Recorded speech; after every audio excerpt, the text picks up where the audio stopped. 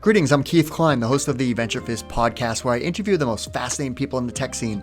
This is episode 334, and today's guest is Don Bulens, 5-time startup CEO and executive chair at CloudZero.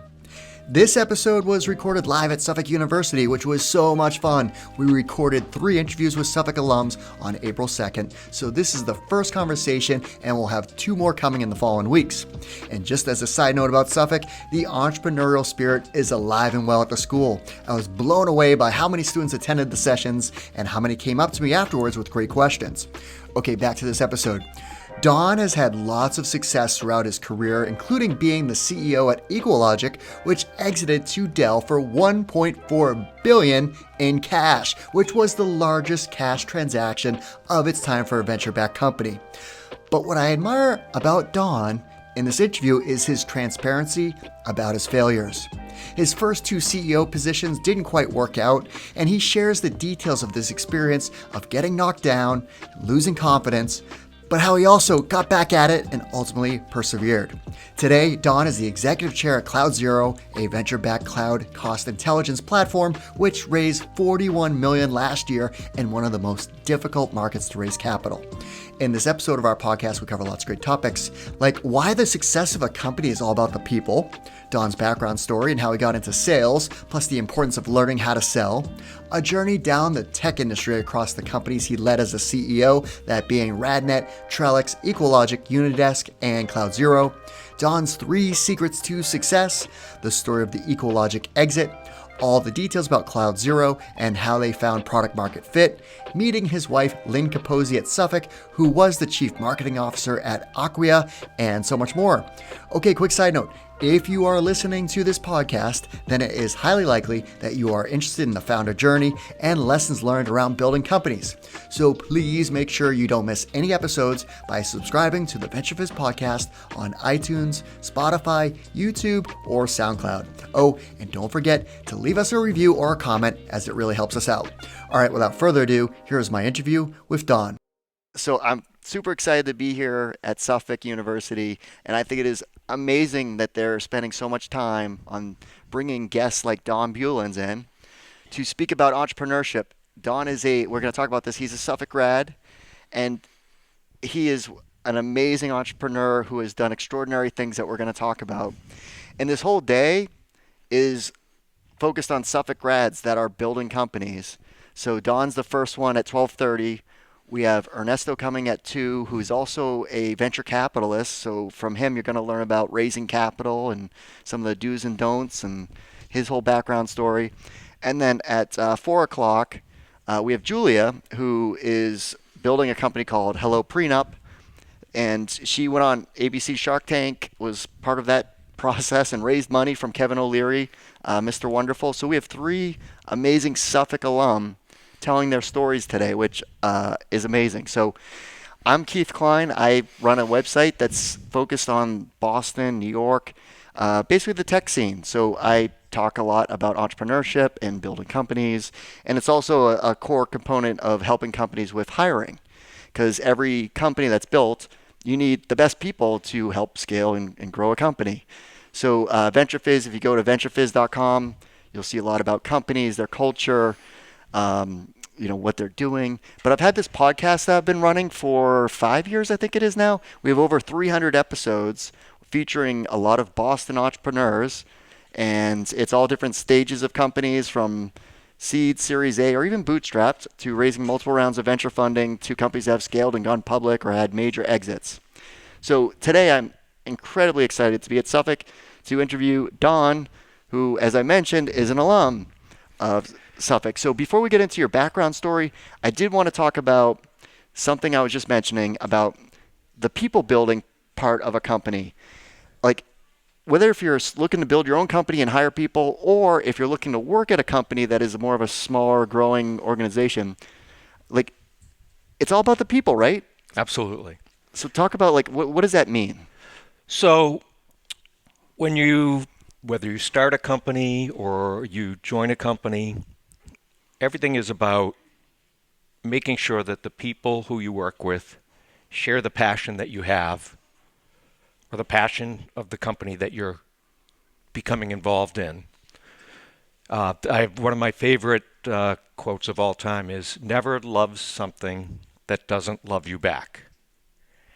And one of the key criteria that we've always used across all the companies that I've worked at is understanding whether or not the people we work with share the same passion that we have for what we're doing, whatever that is. And I've worked in many different types of companies. So that's one. Another important characteristic is what someone's level of grit is. How willing are they to work hard, to suffer pain, and to persevere through that pain to achieve what we share as our passion, what our goal is. And the other thing that's really important is alignment. And, you could say that, our North Star is our passion, whatever our company is doing. But it's also important that we're aligned in how we're going to get there. We're not going to get there 5 different trails to the summit. We're all going to work together in alignment. That doesn't mean that we just go in one direction. We might hit some obstacle that causes us to change direction. But it really is all about that we're aligned in what we're doing. And I can't tell you how many times I've worked with teams of people where someone had a different idea than the rest of us on how we were going to accomplish our goals. And inevitably, we either get that person to become aligned with us, or that person was someone that was going to have to leave the company. And this is a little maybe further ahead, but in every company that I joined as CEO, and there were 5 of them, in each case, we discovered an executive who was misaligned, and that person was exited from the company. But the most magical part of working in entrepreneurship is seeing the success of people that we work with and the brilliant things that they bring that we don't have ourselves as entrepreneurs to help us to succeed. Yeah. Well, I think it's amazing to see all the students here from Suffolk that are pursuing some type of studies in entrepreneurship, because it is something that's so important to our overall future and economy. And the thing I didn't mention, we're wearing these headsets because we're recording this episode, and it's going to be published in the audio format, and we're going to publish, like, all the shows end up on YouTube too, so you guys will all be stars there too. But building a company is hard. It's hard. It's a grind, grit, which is real, but it's also the most rewarding endeavor that one can pursue. So, well, you talked about being a CEO of 5 companies. But how did you get started? How did you get your career started? So I started out of college. So my undergrad was at UMass. I started out of college in a sales role at AT&T, and I worked for AT&T for 10 years and progressed through a couple of levels of sales management. I wanted to achieve more than just being a salesperson, so I actually came here to Suffolk as an evening MBA student and was able to achieve my MBA. And that MBA gave me skills that I would never have been able to achieve because my undergrad was in psychology. Actually, I have a published study on the behavior of pigeons. So that has nothing to do with entrepreneurship. And so I came here, and I learned so much that became valuable in the progression of my career. So sales, then someone who would actually worked for me went to work for a company called Lotus Development. Is anyone here heard of Lotus Development? There's like one hand. One hand. That's amazing. Well, we got one. Okay, so back in the day, back in the 1980s, actually Lotus Development was one of the most successful software development companies in the really in the emergence of the use of personal computers. So Does you anyone all ever have use this? laptops? You ever use the spreadsheet, Google Sheets? Yep. So it started with actually a guy that I worked with, a guy named Dan Brickland. But Lotus Development was most famous for first Lotus 123, which preceded Google Sheets and Microsoft Excel. And so I went there as a sales rep. Started as a sales rep, even though I had been a third-level sales manager at AT&T. And 5 years later, I had received 7 promotions and was a senior vice president at Lotus. And I actually attribute a lot of that to my growth, my career growth, and the skills that I developed here at Suffolk. The other thing that I want to highlight, which I think is important for anybody in the industry, the foundation of sales, learning sales. Do you think it's something that people, whether it's entrepreneurship or if you're in marketing or like it doesn't matter, like what's the importance of learning how to sell? It's critically important. And I think that if you look at all startups, especially startups that have grown and become successful, they either are led by someone who has had a background in sales, because fundamentally, if we create a product or a service, we're going to have to sell it to people. And understanding the psychology of selling is crucially important. And we do see many great technical founders who had no background in sales, but you will always see them paired with someone who has a deep background in sales, who is focused on carrying the company to market. So it's really essential. I mean, the importance of sales, like if you have an amazing product yet it's not solving a critical need, you're not going to scale and build a company and generate revenue. Like in my career, there's a thing called Sandler sales training that I am so grateful for. And the one thing I took away from that was no pain, no sale. So you can sell something and somebody can be like really excited about it. But when it comes down to asking for budget for it, if it's not solving a critical need, you're not going to ultimately have success with your company, which would be disappointing as an entrepreneur, yet the harsh reality of building a company. Totally. And actually, if you're thinking about being an entrepreneur and have an idea of your own, you really have to focus on whether or not you're solving an acute pain point and understanding for whom is that acutely painful. And then how many of them are there?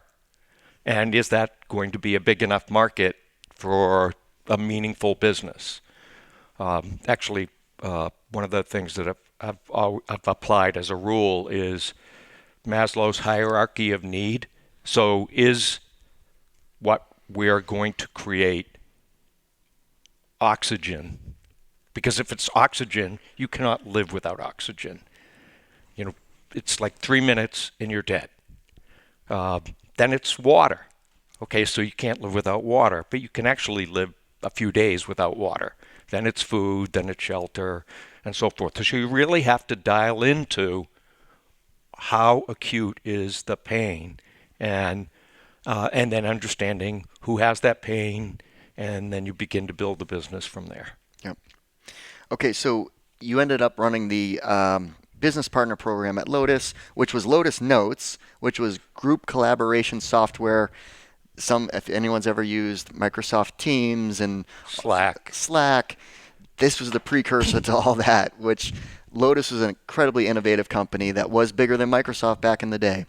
But so, after scaling that, what did you do next? Like, how did you get into a role as a CEO?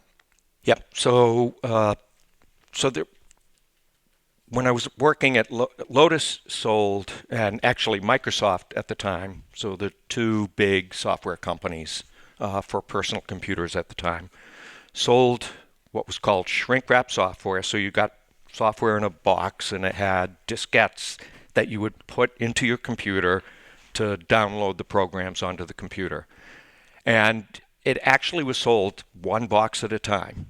And one of my clients was Eastman Kodak, and they would buy pallet loads of this software and then have to run around. They would have people would run around and install in people's machines. Lotus Notes was different in that it was focused on collaboration, which was, connect people over a network, and then they would collaborate in the way that you would do with Microsoft Teams, or you would do with any kind of chat board or Slack or so forth. And so it really changed the way that companies work to allow people to collaborate together. And it shifted the model completely. So, selling a box at a time. And at Lotus, our first customer bought 10,000 copies, and they bought one, what we called a golden disk, to be able to deploy it worldwide. It was a company called Price Waterhouse. What we discovered with this product Lotus Notes was that it was incredibly complex to deploy. People had to build applications to make it useful, and they had to install it and deploying it. And we had a strategic planning process at Lotus where what is it going to take to be able to sell 20 million copies of this product? And I was assigned to a strategic assessment project, and what we figured out was that it was going to take 135,000 people who worked full-time on Lotus Notes. And so the question was, do we want to hire 135,000 people at Lotus to help people, or do we want to find other people who will do that work for us? Got it. And so at the time, we had about 100 companies that were consulting companies working with Lotus. And we said, no, we're going to need thousands of these companies. And actually, Jim Manzi, who was the CEO at the time, said, Bulens, you have that problem. And so we went from the 100 to 3 years later, we had 16,000 companies who were in the business of building applications and deploying Lotus Notes for companies worldwide. And we blew away the $20 million seat goal for the company. Amazing. Okay, so how did you decide to move on and then pursue the role as a CEO of a company? So someone who has been on VentureFizz recently, a gentleman named Reed Sturdivant, a technologist, had left Lotus to start a company, and we had worked together at Lotus, and he contacted me. And actually, that's what I said before. So Reed's a brilliantly technical technologist, and he had started a company, and he said, Don, we'd like you to come and be CEO of our company so that we can go to market. And we said, we have this brilliant idea, and we want to carry it forward, but we need somebody who can be a partner to us to help carry the company to market. That was great, and it was wonderful to work with Reed, but I made a huge mistake, which was I took the playbook that we had used at Lotus. Now, Lotus was a billion-dollar company with amazing resource. Actually, before I left, we had been acquired by IBM. So now we had this huge company that could do anything it wanted. And we were this humble little startup, only seed funded. And I tried to take the Lotus playbook, the Lotus Notes playbook, and apply it at RadNet. And solve a broad set of requirements, and it was the most foolish thing that I've ever done.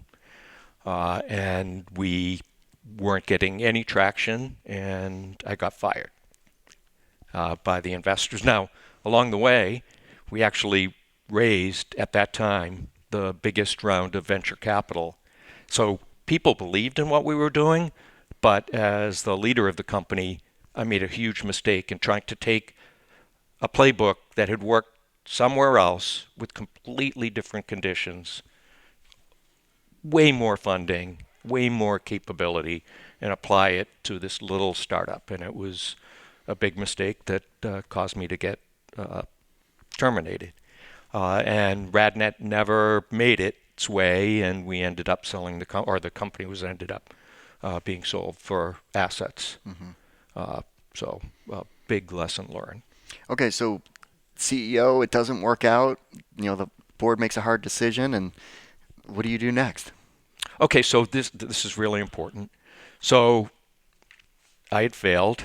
I had been fired, and I lost all my confidence in myself. I'm going to tell the rest of the story in a second, but this is really important. Has anyone ever heard of the song Chumbawamba? Mm-hmm. I get knocked down, But I get up again. Mm-hmm. You're never going to keep me down. Yep. So I got knocked down, and I had been knocked down a bunch of times before. I mean, when I was in sales, one year I finished at 24% of quota, and my boss threw an ashtray. There actually was smoking in the office at the time. Threw an ashtray at me.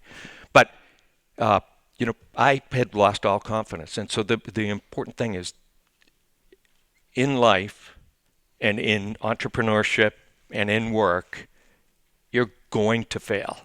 You're going to fail. I have failed many times. And you have to dust yourself off and get back at it. Otherwise it's poison. It'll poison you, and you will never succeed. And sometimes that's an internal thing where you have to say, okay, great, I got knocked down, I failed here, but I'm going to learn from it, I'm going to move on. And other times you need someone to help you, and you should seek such people out. I didn't seek such people out. Actually, an investor, Boston investor, no longer active in venture capital, I had never met him, and he asked to have breakfast, and he said, okay, you got fired. Everybody in Boston in the investment community knows it. So I bet you're now thinking you can never be a CEO. And he said, I know a lot of people who know you, and they all think that you will be a great CEO. And so you need to try it again, and I want to give you that chance. So, and there have been other times when I have failed, and there have been multiple times since. And I've learned that often it helps to look to others. And so actually, as I was a CEO, I learned to develop relationships with other CEOs, because the people who are in your company, you can't turn to them when you're at your darkest moments, because they don't want to see those dark moments. They want to be inspired by you. Right. So, I guess a couple things. One is, if you get knocked down, get up again, and don't get kept down. And the other thing is that you certainly need to try to do that yourself, but don't hesitate to rely on and look to others to help you. Yeah. And I've done that through the rest of my career. That's great advice. That's definitely true. All right, so the next up was at Trellix with Dan Bricklin. Yep. So Dan Bricklin Dan Bricklin invented the spreadsheet. And he's a Boston guy. He's a Boston guy. And so he invented the spreadsheet. He was sitting in a class at Harvard Business School, and they were doing everything on pieces of paper. And he thought there must be a better way. And so he literally invented it, and it became a company called VisiCalc. And then a guy who worked with him, Mitch Kapoor, said, no, I can do even better. And it became Lotus 123. Anyhow, so Dan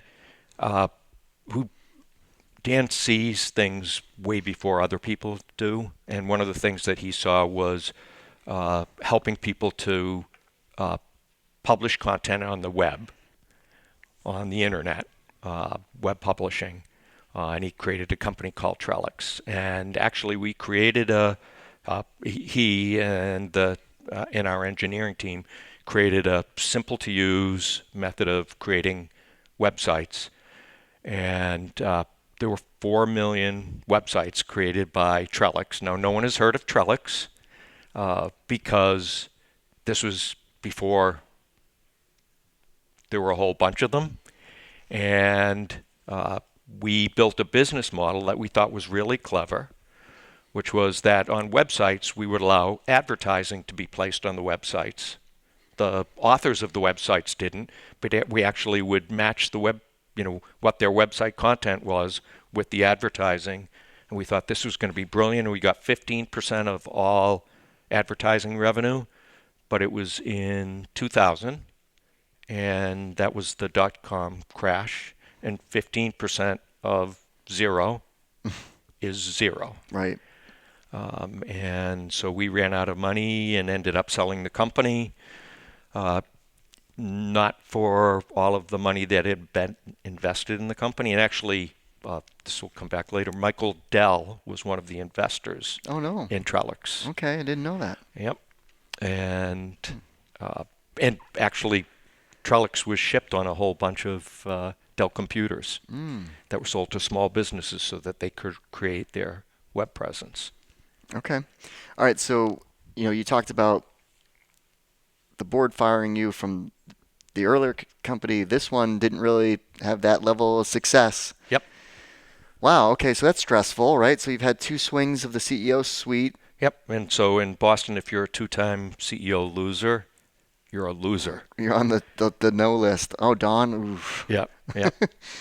And so EqualLogic, how did that come together? Because this is a story that y'all like. EqualLogic's one of the greatest stories in the Boston tech scene. yeah, so there was a headhunter who said, I have been I can't place you anywhere because no one believes in you. And but he said, there's this company in New Hampshire, and you should try to find a way in there. And it's a company called EqualLogic, and they're doing pretty well. So it turns out that I knew one of the investors. It was the same investor who had told me that I could be a good CEO. And I said, hey, you guys haven't called me to ask if I would apply, if I would be interested in that job. And he said, no, but, I'll introduce you to the founder, which is a woman named Paula Long. And so I met Paula, and the first time I met her, walked into the office, and she said, hey, before we sit down and get to know each other, would you like to see a demo of our product? This was a data storage system for large companies. And I said, okay, I knew nothing about that market. And I said, sure, of course. And saw the demo. I was the only CEO candidate who said yes when Paula asked that. That was the first question she asked every candidate. I was the only person. So this is a woman who's saying, would you like to see my baby? Right. And all the other candidates were like, no, I'm sure it works. And I'm sure it's great. Shocking. And so then Paula said, you seem like at the end, she said, you seem like a good, a decent guy, but you knew nothing about our industry. And I said, give me 2 weeks. And I went and talked to as many of their potential customers as possible. I talked to industry analysts. I talked to people in the press. And came back and I said, here's what I've learned and here's what I think that we should do. And I got the job. And then 3 years later, so the company at that time had just done $10 million in sales. And 3 years later, we had done $132 million in sales. Wow. We were going to go public, and Dell bought the company for $1.375 billion in cash. Which at the time was the largest cash acquisition of a venture-backed company of its time. Like, it was a massive, massive deal. And so what were your biggest takeaways from, we talked about the first two companies. Hey, didn't work. But this one of the largest acquisitions of its day. So what did you take away from that experience? So the most important thing, and I was so lucky, I was blessed. I mean, Paula really is my fairy godmother. Whereas I tried to take a playbook at RadNet, and an old playbook, and apply it in a new situation. Paula and her co-founders in a very crowded industry. So there's companies like EMC out on the West Coast, Network Appliance, IBM was in the market, HP was in the market, all of them very, very successful. And they all actually had a similar playbook that they were employing, and they had different technologies, and they could talk about how their technologies were different. And Paula and her co-founders threw out the playbook from a technology standpoint and also from a go-to-market standpoint. From a technology standpoint, all of the other players, it required a heavy amount of consultation by EMC or IBM or HP in order to get a system deployed. The demo that Paula showed me said that really any IT person could deploy a scalable, high-performance storage system. And the company said, everybody else sold directly to large enterprise. EqualLogic said, we're going to sell to mid-sized companies, and we're going to use a channel. And that was their formula. That really was the strategy of the company from the beginning. And then we just tuned that model so that we were able to disrupt a very sizable legacy industry and grow more rapidly than any of the startups that were trying to compete with us. I mean, we were 5 times the size of the nearest startup competitor. Yeah. So the lesson learned there is every industry is ripe for disruption, no matter the incumbents, because you are competing against these massive, massive global organizations that had huge sales forces, yet Paul and the team thought differently, and they did it better, and they did a different business model. Like there's always a cycle. Like the iPhone, there was phones. There was lots. BlackBerry had the market cornered on the phone, and then they saw Steve Jobs present the iPhone, and they're like, nah, never gonna work. They want a keyboard. Yep. So, but you got to think differently, and you got to think differently about your go-to-market and how's that gonna work versus. So there's always going to be a next cycle of evolution. Same thing with social media. I mean, there was things before Facebook, and there's been things since Facebook of Snapchat, TikTok, that Facebook is just like, oh, there's going. When Google saw ChatGPT, I'm sure they were like, uh-oh, right? So there's always going to be disruption, especially in technology. Yep. Well, and the other thing is you can never be complacent. So EqualLogic, we had a really good thing going. We had the company through its history had 30% compounded quarterly growth. Wow. So we were just growing like crazy, but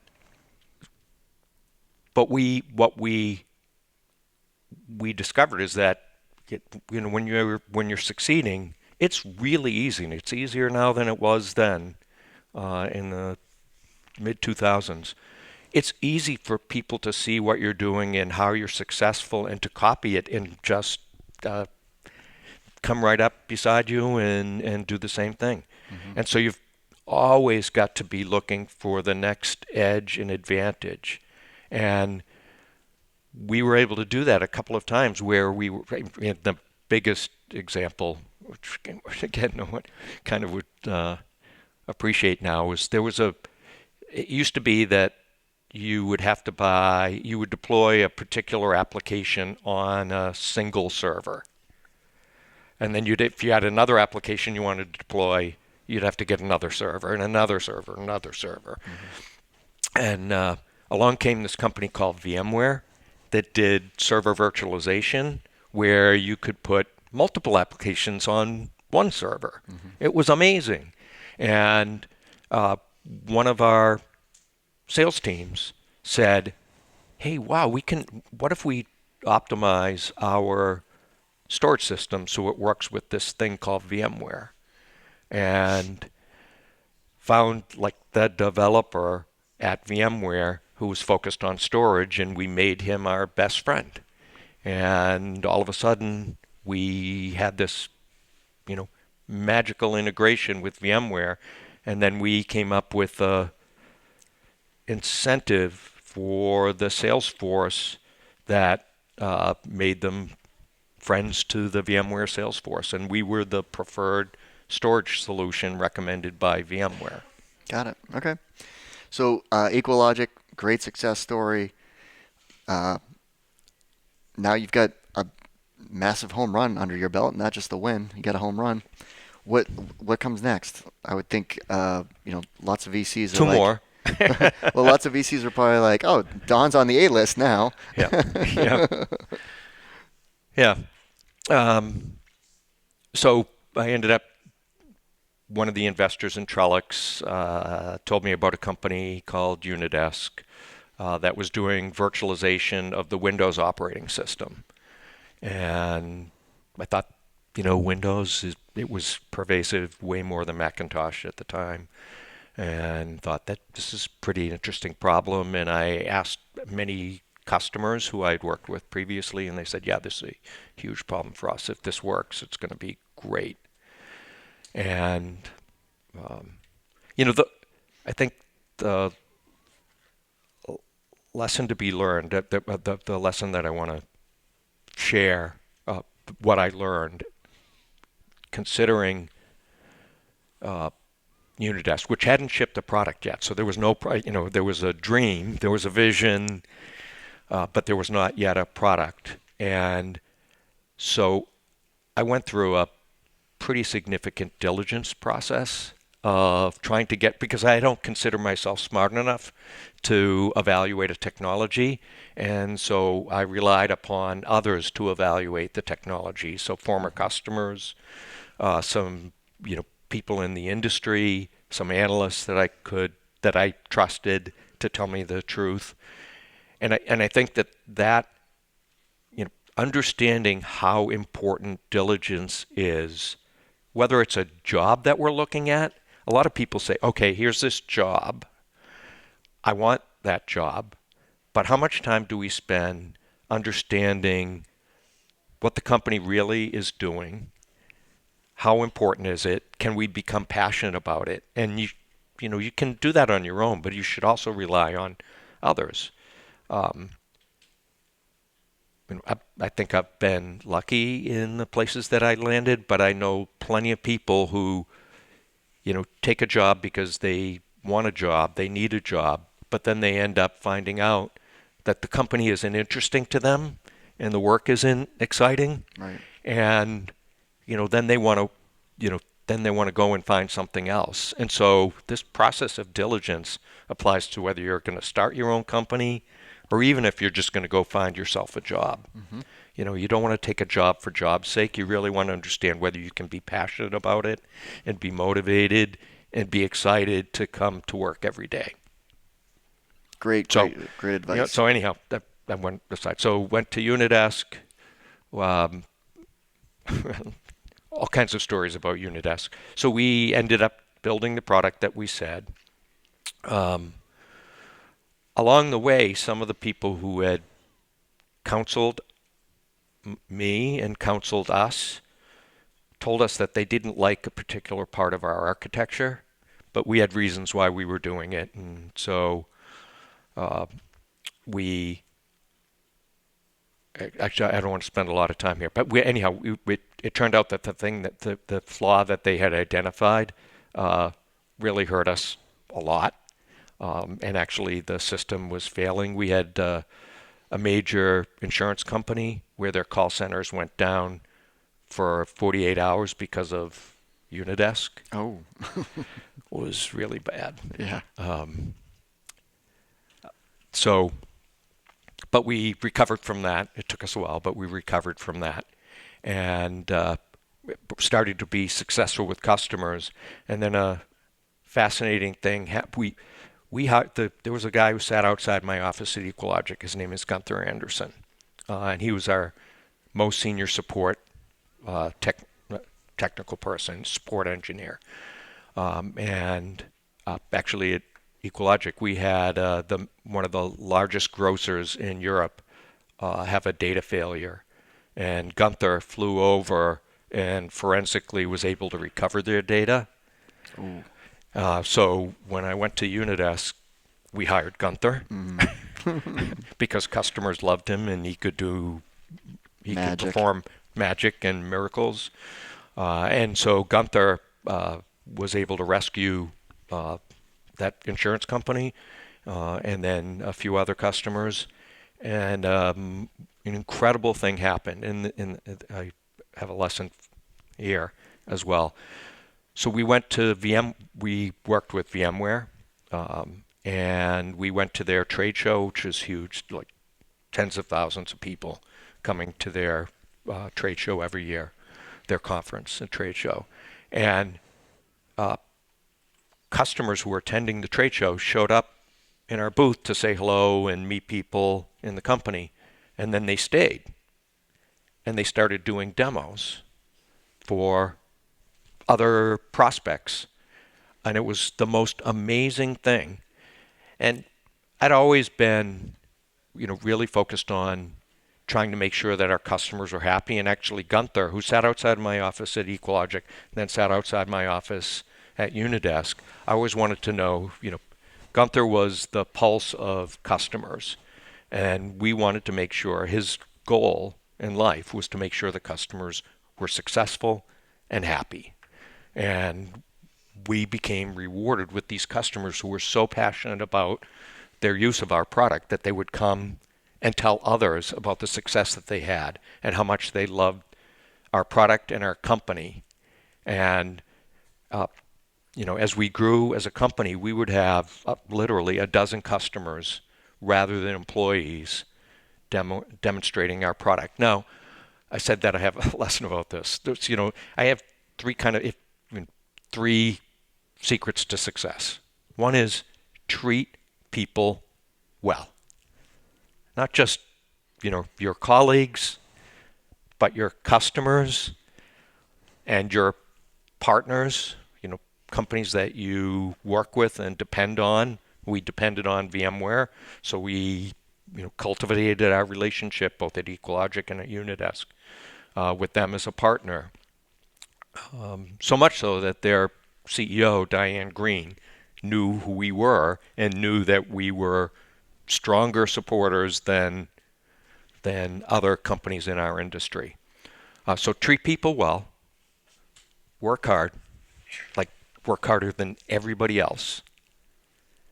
And so at EqualLogic, I would be there as late or later than anybody else. And then the other thing, work hard and Chumbawamba. You're going to fail. Get back up again. Yep. Persevere. So true. Persistence, tenacity. Tenacity is probably one of the most important qualities of successful people. Yep.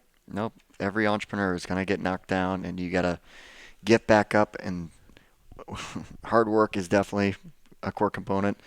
And yeah, the big takeaway that I hear about Unidesk is listening to your customers. And that's such a missed piece that I hear so many companies fail at. Because if you're building stuff that the customer doesn't care about, you're not hitting on the true pain points that they deeply and why they would continue to invest in your product. So listen to your customers and make sure that they are happy. And if they are, they become your biggest supporters, which is what happened at these trade shows. They would demo your product for you, which that's other customers are going to buy if the customers are demoing that vendor's product. Yeah. There were many dozens, probably 5, 6 dozen other companies, and Unidesk was the only company that had customers who were in their booth doing the work and sharing their stories with others.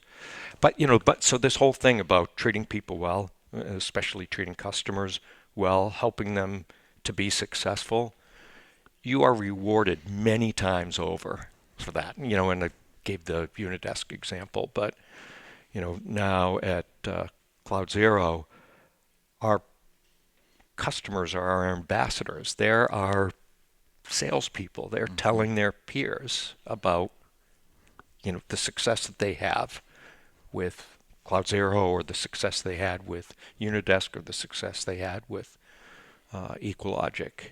And that also applies with your work with colleagues. You treat people well, be respectful of what their needs are, support them when they need that support, and you will be rewarded many times over.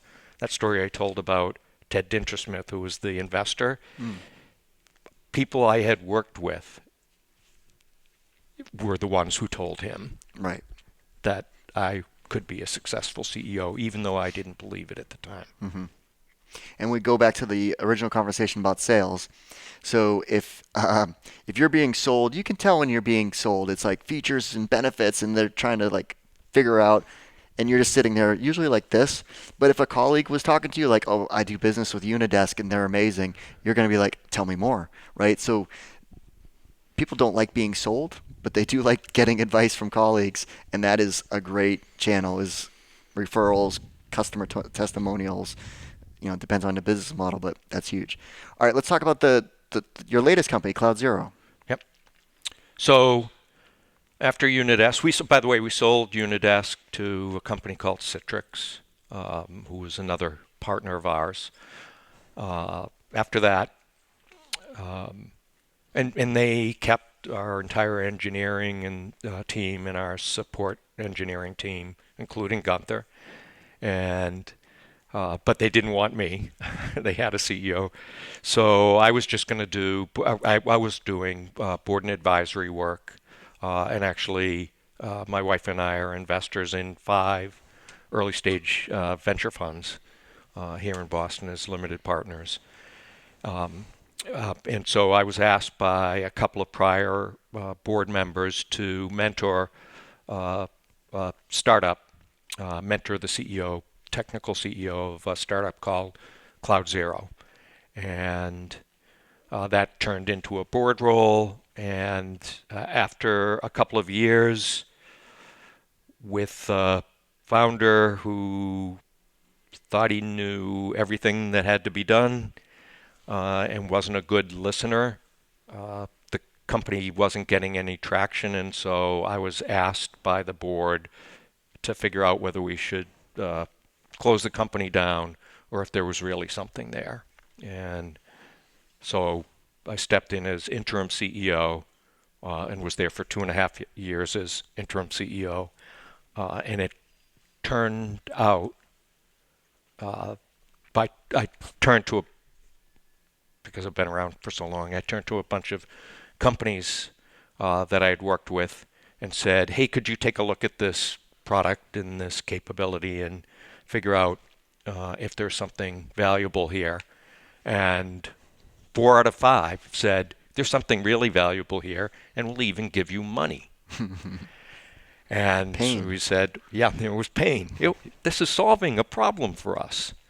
And so, we did some things. Actually, one of them was hiring an engineering leader who I had worked with at Unidesk, and was sick of working at a big company, and we were able to bring him in. He had to terminate all but 2 of the engineers that we had hired, and hired some great people. And the company, so after 2.5 years, said this company has a lot of room to grow. Really like to find someone who can take it for the long term, and so we hired someone who succeeded me, and I moved to become executive chair of the company.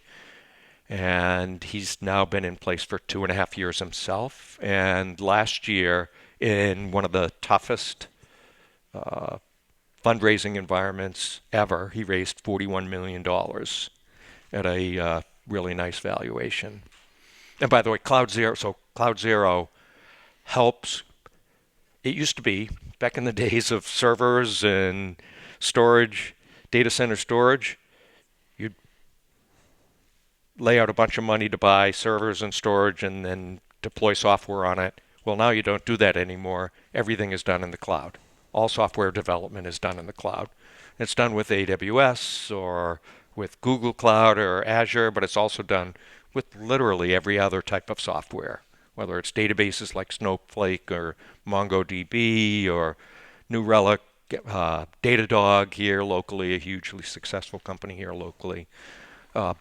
Those are all on-demand services. And people who are building software have no idea how much the stuff they're building is going to cost. And that's what CloudZero does. It informs people on a real-time basis. Here's exactly what you're spending. Here's the developer who's spending it, or here's the customer who's consuming it, and help people to optimize their systems so that their costs are as in control as possible. And last year, CloudZero's customers saved hundreds of millions of dollars in their cloud costs for the software and systems they're deploying. All right, so I have many more questions. I don't know what schedules look like for the students here from Suffolk, so I did want to provide an opportunity to ask questions to Don. I mean, you've got someone here who's a very well-respected tech CEO that's had great successes under his belt, and also some trying times. That I love that there was a little bit of both, because I think that's incredibly inspirational. That it's not just this linear path. There's going to be ups and downs. So hopefully there's a level of inspiration. But does anyone have any questions for Don? Anyone? Go ahead. I don't know if this is a silly question. Oh, sorry. Thank you. My name's Imani. Hi. Nice to meet you. Nice to meet you. I don't know if this is a silly question or not, but when it comes to starting startups, sometimes it's hard to figure out whether your idea is, if it's something that you really believe in, or if it's something that actually has market value. As someone who's gone through the process with startups that have worked and that have fallen through, when do you get to the point where you decide, okay, I believe in this, but I can't see there being a market for it, or this is something I need to keep going with? Did that make sense? Yes, it makes a ton of sense. An amazing question, by the way. It's a great question. So before you get too far with the idea, you want to test it with, you want to understand, do I understand, you want to know, do I understand clearly who this is for? Then find some of them and ask them if this is something that would solve a problem or help them in a way that they really need. Then, and if it, of course, hopefully, because you even said it, you're passionate about it, you really want to solve this problem, you think you have a way to solve it, then, you want to find people who it's almost impossible to really get an idea off the ground by yourself. So then you want to look in a mirror and say, what am I going to bring to this idea? And what do I not know? Because there's the things you know and the things you don't know. And so you want to find people who are as inspired as you are to do it. You may even be doing it, all of you, part-time, not full-time, before you're willing to commit and say, oh, okay, I can't, I'm going to do it. And you really have to test constantly. And the people I admire, some of the people I admire most as entrepreneurs are people who actually didn't move forward with their idea until they got people to pay for it. And that's the purest test of all, is when someone says, yes, that's a problem for me, and it's a problem that's big enough that I'll pay you to solve that problem. And so with the VentureFizz podcast, some of the more successful companies, you'll hear the founders talk about the amount of upfront market research and due diligence they did before they even built a line of code or whatever. Yep. Do you remember Stackdriver? Yep. So Izzy Aziri and Dan Belcher, I think they got funded by Bain Capital. I don't know if that's accurate, but they spent a tremendous amount of time talking to large enterprises to talk to them about what their pain points were, to find out what the problem, and if we build this, will you buy? And they got validation of their market. They built it, and they built a company, and it was acquired by Google. So, but they did all like tremendous amount of customer research before they even built anything. Yep. So if you're doing stuff with consumer too, it's like you can't just ask your friends and family because they're all going to tell you we love it and we would buy it because they're nice, right?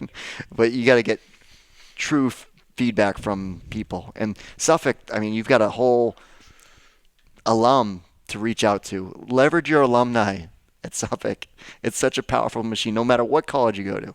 Leverage your alumni. I have a daughter in college now. I'm like, reach out to the alums. Leverage that network. Yep. One other thing that I would say is, and again, this applies broadly. When we have an idea,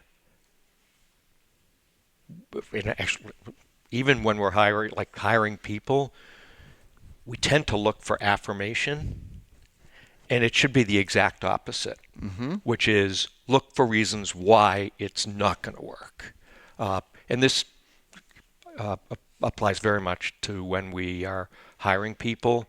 You know, we have a person who's a candidate, and we look for ways to fall in love with them, and it should be completely the opposite. We should be looking for skeletons in the closet to find out, you know, what's wrong with that person, because everybody has something wrong with them. Everybody. So, but it was an excellent question. Yeah, very important question. So we have like 5 minutes left. So not only are you a Suffolk alum, but you're married to a Suffolk alum. I am indeed. My wife, Lynn, got her undergrad here. We actually met. She started but did not complete her master's in business. And we met here in a class that was like computer analysis and design as part of our MBA program.